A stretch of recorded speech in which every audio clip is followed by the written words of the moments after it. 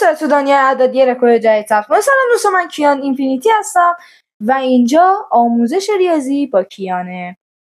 خب دوستان، سوال به ما چی گفته؟ سوال به ما گفته که 1/1/5 تو پرانتز این و دوباره بعدش تو پرانتز 1/1 شد. حالا ما اینا رو که جواب بدیم 1/1/5 میشه 4/5 که ما اینجا نوشتیمش. 1/1 5 و الی آخر.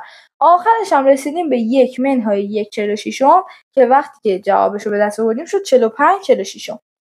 حالا این وسطش هم نامعلوم هستن. معلوم هم هستش البته، ولی خب ما اصلا دیگه باش کاری نداریم چون خیلی راحت میشیم حلش کنیم. اینو وقتی در آوردیم شده 4/5، اینم شده 5/6. وقتی اینجا هیچ علامتی نداره ضربه. توی کسرا هم وقتی که ما بتونیم ضرب کنیم میتونیم یه سری اعداد رو با هم دیگه ساده کنیم. اعدادی که با هم دیگه یکی ان. 5 با 5 ساده میشه، 6 با 6، 7 اینجا هم قطعا یه 7 دیگه بوده. 45 هم با یه 45 که قبلش بوده ساده میشه. میمونه چه عددی؟ میمونه 4 و 46. جواب ما میشه 4 و 46. خب این جواب درسته، اما خب ما کسره رو میتونیم ساده کنیم دیگه، همونطور که گفتم، و ما میتونیم به یه جواب دیگه ای هم برسیم.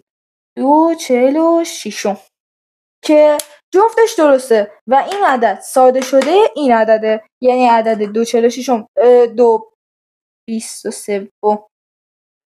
عددش سوتی چیه؟ یعنی عدد 2/23 ساده شده عدد 4/46. ما که زحمت میکشیم یه سابسکرایب و یه لایک و کامنتمون نشه. آره داداش بشه.